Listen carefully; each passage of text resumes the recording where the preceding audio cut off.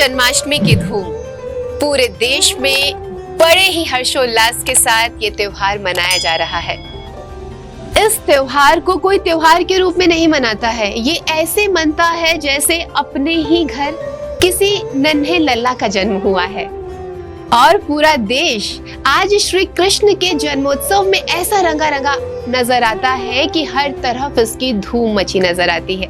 हर कोई अपने घर में छोटी बड़ी झांकियां सजाता है, कोई मथुरा वृंदावन निकल जाता है, तो कुछ लोग आसपास के मंदिरों में हर प्रकार के छोटे बड़े आयोजन करते हुए इस दिन नजर आते हैं। बड़ा सुंदर ये त्योहार है क्योंकि इस दिन श्री कृष्ण का जन्म हुआ है।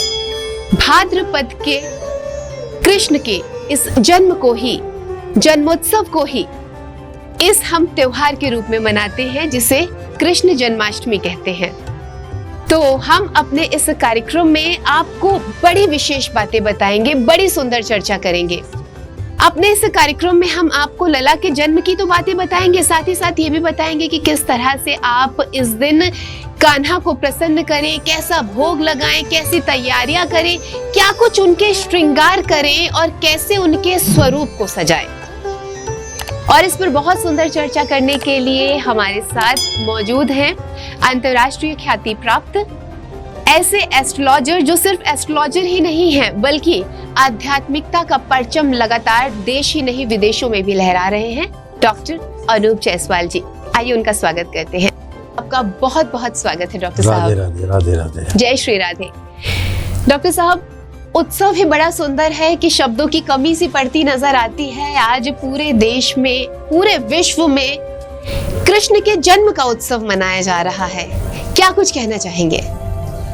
देखिए, ये तो वो पर्व है जिससे अपना बचपना याद आ जाता था जी। हम लोग छोटे थे तो जन्माष्टमी मनाने के लिए 1 महीना पहले से तैयारी करते थे, पैसे के छोटे छोटे पैसे को जुटाते थे जी। कितना अच्छा माहौल घर में होता था, इतनी खुशियां होती थी।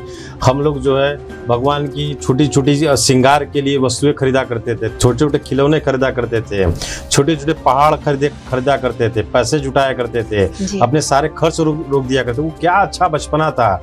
आज के बच्चे उस सारी चीज़ों को भूल गए, इसलिए दुनिया से ये जो बचपना वाला खेल खत्म हो चुका है। इसलिए हर बड़ा तो बड़ा, छोटा ही बहुत स्ट्रेस रहने लगा। क्यों? कि बच्चे सारा दिन मोबाइल में लगे हुए हैं। लेकिन ये जो चैनल का एक प्रोग्राम है श्री दिशा भक्ति, जो चैनल इस कार्यक्रम को ला रहा है, ये बहुत ही पुनीत कार्य है क्योंकि ये इस बहाने से उन बच्चों को पुनः जगाने का कार्य हो रहा है। क्योंकि अगर बच्चे हैं सुरक्षित है तो हमारा देश सुरक्षित है, देश सुरक्षित है तो दुनिया और जहान सुरक्षित है। तो वो जो बच्चों को का खेल है, ये बच्चों का खेल भगवान कृष्ण ने के रूप में हम लोग खेलते हैं और उनका जन्मोत्सव मनाते हैं। ये जो भाद्रपद का ये जो अष्टमी तिथि आता है, ये पूरे साल इस तिथि का इंतजार हम सब बच्चे वो एक वक्त था करते हैं। और सच पूछूं तो आज मुझे उस दिन का बहुत इंतजार रहता है। मुझे लगता है कि कैसे भी मैं इस दिन को मैं पाऊँ और इस दिन का आनंद मनाऊँ। हम लोग हफ्तों जो है अपने उसमें लगे रहते थे, पढ़ाई लिखाई भी छोड़ने का मौका मिल जाता था किसी बहाने। भगवान कृष्ण में हो जाए, हम घर कृष्ण में हो जाए, हमारे घर की माताएं, हमारी मम्मी, हमारे बहने, सारे लोग पूरे हफ्ते सोहर गाते थे और ढोल मृदंग घर में होता था, घर में रोज पकवानें बनती थी, उसी बहाने हम लोग भी खाते थे कृष्ण जी के बहाने। एक अच्छा माहौल था। लेकिन अब धीरे धीरे सारी चीज़ें धीरे धीरे खत्म हो गई। अब जो पबजी और ये सारे जमाने आ गए हैं उसमें हम लोग भूलते जा रहे हैं। लेकिन ये चीज़ को पुनः स्थापित करने का काम जो चैनल कर रहा है, ये वाकई ये साधुवाद के पात्र है चैनल। और इसके साथ ही जो है हम इस कार्यक्रम के माध्यम से हम बताएंगे कि भगवान कृष्ण का जन्मोत्सव कैसे करें, कैसे मना। बहुत सरल विधि में बताएंगे, बहुत कठिन विधि नहीं। चूंकि मैं ज्योतिषाचार्य जरूर हूँ, लेकिन मैं भी समझता हूँ कि आम जनमानस को सरलता ज़्यादा पसंद है। हम ज़्यादा कठिन शब्द में बात करेंगे, संस्कृत में बातें करेंगे तो लोग समझ नहीं पाएंगे और चैनल घुमा देंगे और रिमोट घुमा देंगे।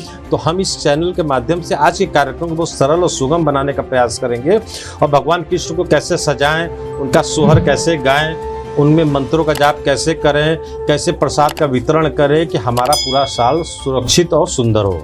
इसके लिए आज हम इस कार्यक्रम में हम लोग इसकी शुरुआत करेंगे।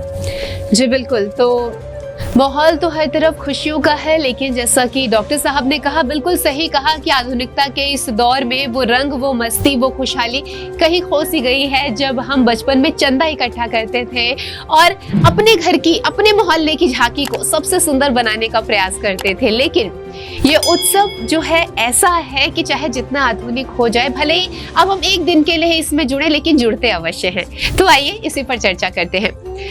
डॉक्टर साहब, श्री कृष्ण का जन्म अंधेरी रात में जब हुआ, कहते हैं कि उस समय पाप अधर्म बहुत अधिक बढ़ चुका था।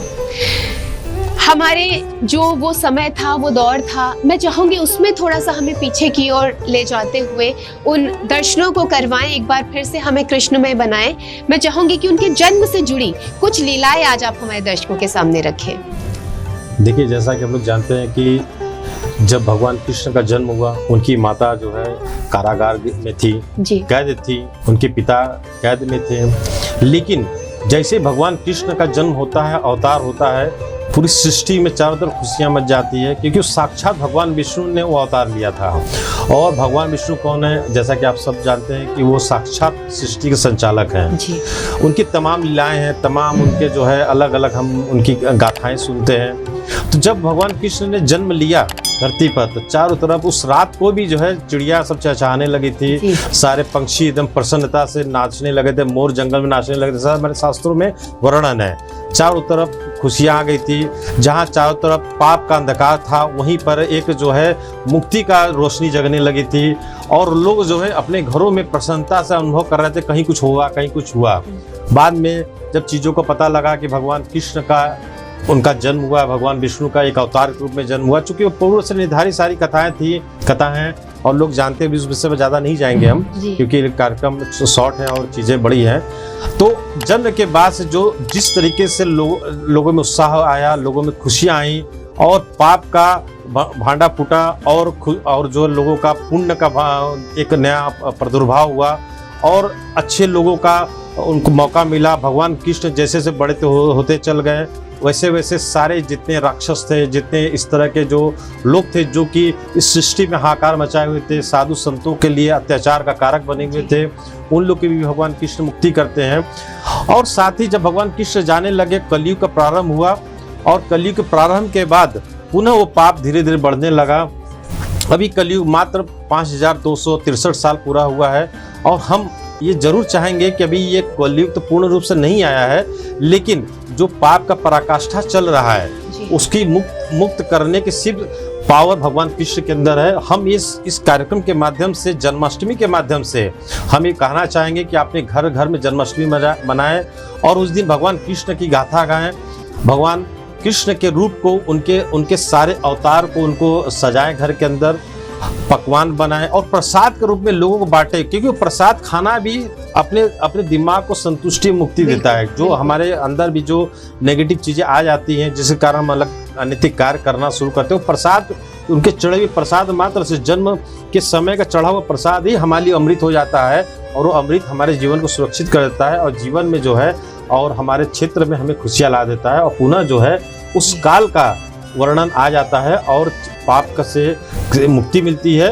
और पुण्य से प्रादुर्भाव होता है। जी बिल्कुल, और इसीलिए कहा भी जाता है डॉक्टर साहब कि जैसा खाएं अन्न वैसा होवे मन। तो प्रसाद की तो अपनी महिमा है ही, और इस दिन विशेष रूप से माखन मिश्री का भोग आप अपने नन्हे कान्हा को लगाएं, और देखिए वो कैसे प्रसन्न होंगे, कैसे मुस्कुराकर आप सबको आशीर्वाद देंगे। क्योंकि जैसा कि हमें डॉक्टर साहब ने बताया और हमारे शास्त्रों में वर्णित है कि विष्णु भगवान के 8वें अवतार के रूप में श्री कृष्ण जी ने उस समय जन्म लिया था, जब यहाँ पर अधर्म ही अधर्म था, और अधर्मता की पराकाष्ठा इतनी अधिक थी कि श्री कृष्ण की माताजी और उनके पिताजी को बंदी गृह में कैद कर लिया गया था। श्री कृष्ण जन्मोत्सव पर जो सबसे पहले हमारे मन में आता है, वो ये आता है नन्हे कान्हा का स्वरूप। आइए अब इनके स्वरूप पर बात करें कि कान्हा का कैसा स्वरूप हम इस दिन अपने घर में लाएं, कैसे इनका श्रृंगार करें, कैसे इनको भोग लगाएं, और क्या कुछ विशेष आज हम इनके लिए करें। आइए इस पर चर्चा करते हैं। डॉक्टर साहब, जब हमारे घर में किसी बच्चे का जन्मोत्सव होता है, उनका जन्मदिन होता है, वो दिन पूरा उस बच्चे को समर्पित होता है। हम अच्छे अच्छे उपहार लेकर आते हैं, बच्चे के लिए नए नए कपड़े लेकर आते हैं, खिलौने लाते हैं और एक बड़ा सुंदर सा उत्सव मनाते हैं। वैसे ही हमारे कान्हा का भी जन्मदिन है। आपसे जानना चाहूंगी, कान्हा का कैसा स्वरूप इस दिन तैयार किया जाए? देखिए, चूंकि जन्म उनका होता है रात को 12 बजे जी, भाद्रपद अष्टमी को, जब रात को 12 बजे उनका जन्म होता है, तो हम सामान्य गृहस्थ जीवन वाले जो है एक खीरा को गर्भ स्वरूप मान करके और उनको वहाँ पर उनको स्थापित करके रात को ठीक 12 बजे मुहूर्त के अनुकूल जो है हम खीरे से उनको निकालते हैं, उनका जन्म करते हैं, देते हैं और उनको जो है एक आध्यात्मिक विधि विधान द्वारा उनको स्नान करा करके, मंत्रों द्वारा स्नान कराने के बाद उनको अच्छे सुंदर सुंदर वस्त्र पहनाए जाते हैं। पहनाइए उनको उस दिन।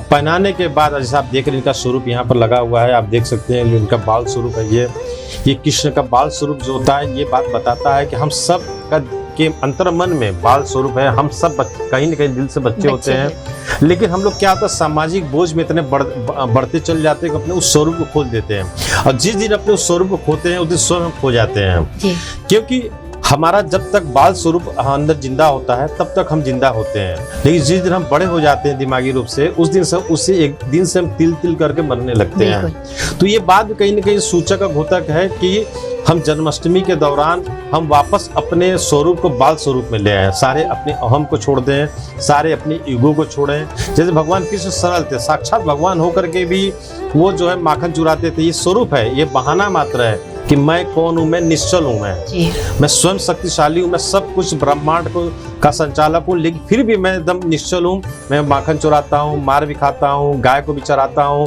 गाय का गोबर भी उठाता हूँ, गाय की सेवा भी करता हूँ। वैसा निश्चल बन जाओ।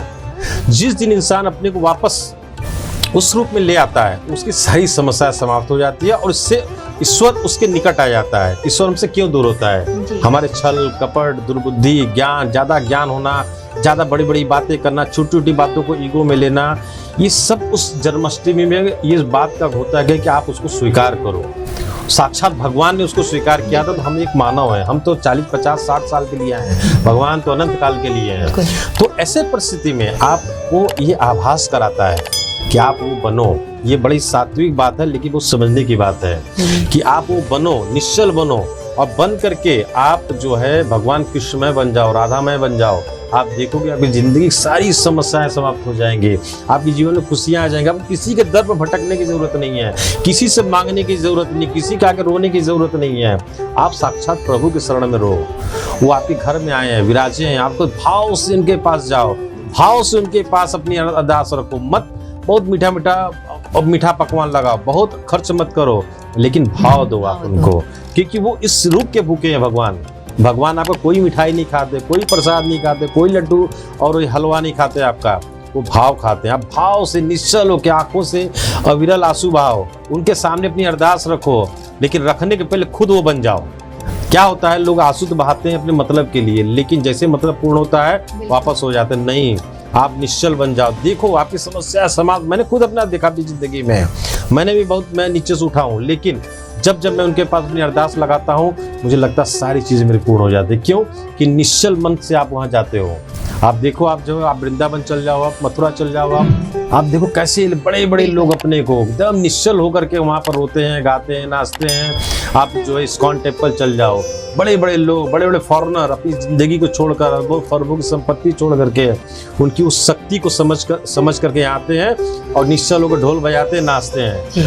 आप वो बन जाओ, देखो आपकी समस्या समाप्त हो जाएगी। वो उसी के लिए ये दिन बनाया गया है। हमारे ऋषि मुनियों ने जो ये परंपरा बनाई है, उसके पीछे सिर्फ ये मकसद है कि आप वापस अपनी उस जिंदगी में आ जाओ जहां से आप शुरुआत आपकी जिंदगी हुई थी, और आप देखेंगे आपकी जिंदगी की गृहस्थ जीवन की सारी समस्या समाप्त हो जाएगी। आप उनको अच्छे से भोग लगाओ, प्रसाद बांटो, आप देखो आप एकदम भक्ति में हो जाओगे, कृष्ण में हो जाओगे आप। जी बिल्कुल। तो 16 कलाओं में निपुण हमारे श्री कृष्ण जी जब बाल रूप में नन्हे नन्हे कदमों से आपके घर आते हैं, तो सिर्फ आपके भावों के लिए आते हैं। बहुत सुंदर बात यहाँ पर डॉक्टर साहब ने कही, और ये बात समझने वाली है, सिर्फ कहने के लिए नहीं। आप अपने भाव रखिए, आपके पास कुछ नहीं है अर्पित करने के लिए, आप उन्हें मिश्री का भोग लगा दीजिए। आपके पास जो यथासंभव है आप वो उन्हें प्रसाद के रूप में दीजिए ना, देखिए वो कैसे नहीं स्वीकार करेंगे। बिल्कुल स्वीकार करेंगे और आपको आपके जीवन में खुद तब्दीलियां दिखनी प्रारंभ हो जाएंगी। आज के दिन बहुत सारे लोगों का प्रयास रहता है जिनके घर में कान्हा जी का बाल स्वरूप नहीं है, वो भी चाहते हैं कि इस दिन हम कान्हा जी को लेकर आ जाएं। लेकिन इसी के साथ ही साथ लोगों में बहुत प्रकार का भ्रम भी है। तो हमारे साथ हमारे गेस्ट हैं, आइए उन्हीं से प्रश्न कर लेते हैं। डॉक्टर साहब, जब बात कृष्ण के बाल रूप को अपने घर में रखने की आती है, उन्हें बिठाने की आती है, तब बहुत सारे लोग इस बात से परेशान हो जाते हैं कि हमें तो किसी ने बताया था कि इनकी बहुत सेवा करनी पड़ती है, हमें तो किसी ने बताया था कि हम इन्हें घर में छोड़ के कहीं जा नहीं सकते। अब हम इतनी सारी जटिलताओं के बीच में लाला को कैसे घर लेकर आए? चाहूंगी इस पर कुछ प्रकाश डालें। देखिए, बहुत से भ्रांतियां समाज में मुझसे भी लोग आज भी पूछते रहते हैं कि हमने स्थापित किया तो क्या भाई घर से कभी वापस कहीं जा नहीं सकते हैं, कहीं कहीं घूमने फिरने नहीं जा सकते हैं, क्या जिंदगी हमेशा वहीं रहना? ऐसा कुछ भी नहीं है। भगवान कहते तो मैं हर पल हर जगह हूँ। मैं उनको कहाँ उनकी रक्षा मैं कैसे कर सकता हूँ? वो मेरी रक्षा करते हैं। मुझे कहीं ज़रूरत ऐसी नहीं है कि हमें जो है उनके दिन भर मुझे उनका ध्यान रखना। वो तो भाव के भूखे हैं। आप ट्रेन में बैठो, आपने घर में स्थापित किया है, उनका स्थापना किया है, आप ट्रेन में बैठ कर उनको ध्यान करो, आपके लाला जी आपके पास चले आएंगे। आपको वहाँ जाने की जरूरत नहीं। वो तो भाव के प्यार के भूखे हैं, वो आपके अंदाज के भूखे हैं। वो आपने मिश्री भी कहा, मिश्री भी मत दो उनको ना, आप उनको सिर्फ भाव दो। वो निश्चल अविरल भाव दो आप उनको।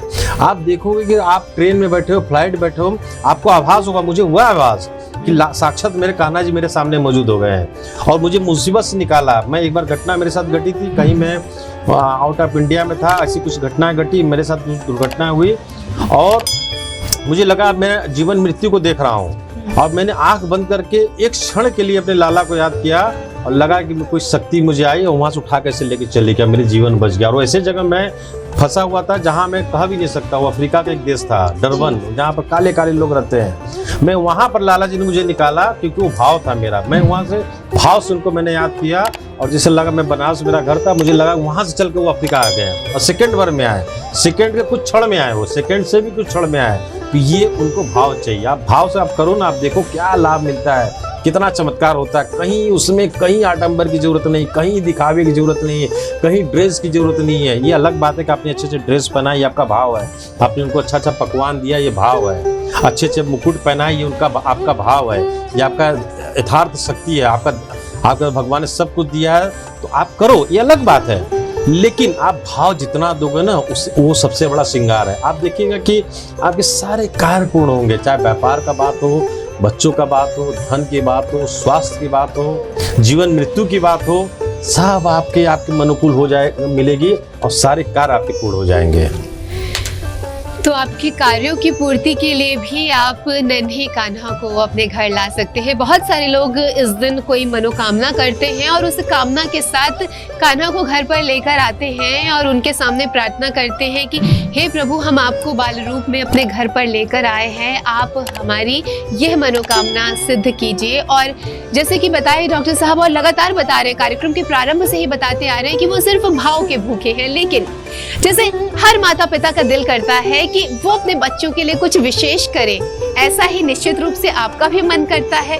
आइए इस पर भी बात करें। डॉक्टर साहब, माता पिता तो हमेशा अपने बच्चों के लिए तत्पर रहते हैं, वो अपनी चीजों में कमी कर लेते हैं लेकिन अपने बच्चों के लिए नहीं करते हैं। और जब बात हमारे विष्णु के 8वें अवतार की हो रही हो तो फिर तो कोई बात ही नहीं है इसके आगे। मैं चाहूंगी आज आप इनके स्वरूप पर बताएं कि किस तरह से इन्हें वस्त्र धारण करवाएं, किस तरह से श्रृंगार करें। चाहूंगी इस पर कुछ चर्चा करें। देखिए, ये चूंकि विष्णु जी का अवतार है भगवान कृष्ण जी, कृष्ण को छलिया कहा जाता था जी। इनके कई रूप स्वरूप होते थे। ये सुबह में कुछ पहन लेते थे तो शाम को कुछ और पहन लेते थे। जी जी। तो इसी तरह हमारी जो संस्था है श्री रुद्राक्ष अनुसंधान केंद्र, हम लोगों ने इस भावनाओं का कदर करते हुए विभिन्न प्रकार के ड्रेस हम लोगों ने इनके बनाए, बड़े खूबसूरत। अच्छा। जो कि हम अपने बच्चों को नहीं पहना सकते, उससे अच्छे से ड्रेस हमने उनके लिए बनाए हैं। उनमें काफी जड़ी मीनाकारी, ये वो रत्न लगा करके, उसमें तमाम तरह के आभूषण लगा करके, विभिन्न प्रकार के कलर लगा करके हम लोगों ने उनके ड्रेस बनाए। विभिन्न प्रकार के उनके मुकुट बनाए, विभिन्न प्रकार के उनके बांसुरियाँ बनाए, विभिन्न प्रकार के उनके पाजे, बिछिया, नाक के, कान के सारे हम लोगों ने बनाए। उनके यहाँ लगाने से लेकर हर चीज जो आप कल्पना करें, हर वो चीज एक लड्डू गोपाल को सजाने की व्यवस्था श्री रुद्राक्ष अनुसंधान केंद्र में हम लोगों ने देने का प्रयास किया। उसमें आप देख सकते हैं कि ये कामधेनु गाय भी उनके स्वागत में, ये सखियां भी उनके स्वागत में हैं।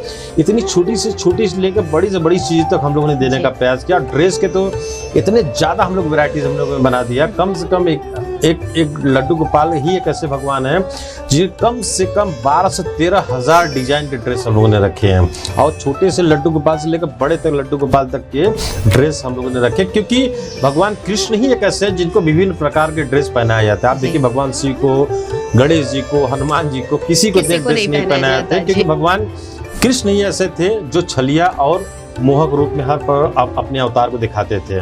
और वो अवतार दिखाना एक बहाना था कि आप जीवन में ऐसे प्रसन्न रहो।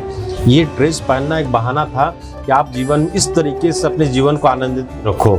इसके लिए हम लोग उनकी भावनाओं और जो हमारे शास्त्र वर्णित बातें हैं, हम लोगों ने उससे निकाल करके शास्त्रोक्त विधि से हमने ड्रेस को बनाया है। कि ये ड्रेस, ये कलर, इस दिन ये ड्रेस, इस दिन ये कलर, ये चीजें, ये कान के, नाक के, बाल के और हर चीजों पर इसमें बहुत सारे आइटम हमारे पास। भगवान कृष्ण ही ऐसे हैं जिनके कम से कम 20,000 ऑर्नामेंट और सारी चीजें हमारे पास उपलब्ध है। उसमें गोल्ड से लेकर, सिल्वर से लेकर के, आर्टिफिशियल गोल्ड से लेकर के सारी ज्वेलरी उपलब्ध है। अब यहाँ सारी चीजें अभी तो नहीं दिखाएंगे, फुटेज में हम लोग कुछ उनको दिखा देंगे।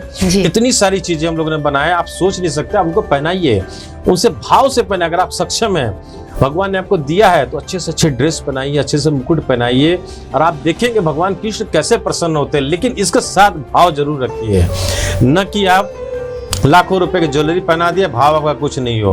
आप इधर ड्रेस पहना रहे हैं, उधर आप अपना दुकान की चिंता लगी हुई है, फोन लगे हुए, नहीं, ऐसा नहीं। सब काम को थोड़ी देर के लिए बंद कर दो। आप भाव से जुड़ जाओ।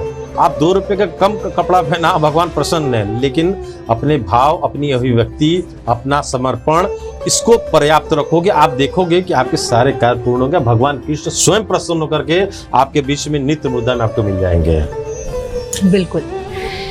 तो बहुत सुंदर चर्चा हमने अपने इस कार्यक्रम में करी और आपको बताया कि किस तरह से श्री कृष्ण के जन्मोत्सव पर आप क्या कुछ भाव रख सकते हैं, किस तरह से इनका श्रृंगार कर सकते हैं। और आप यहाँ बहुत ही सुंदर स्वरूप देख रहे हैं हमारे नन्हे गोपाल का। अगर आप भी नन्हे गोपाल लाना चाहते हैं, आप भी इनके लिए किसी प्रकार की पोशाकें मंगवाना चाहते हैं, श्रृंगार की कोई भी वस्तु लेना चाहते हैं, तो आप शिव रुद्राक्ष अनुसंधान केंद्र में कॉल कर सकते हैं। नंबर आपकी टीवी स्क्रीन पर दिखाए जा रहे हैं। और आज के दिन लेकिन सबसे महत्वपूर्ण, भाव अवश्य रखिए।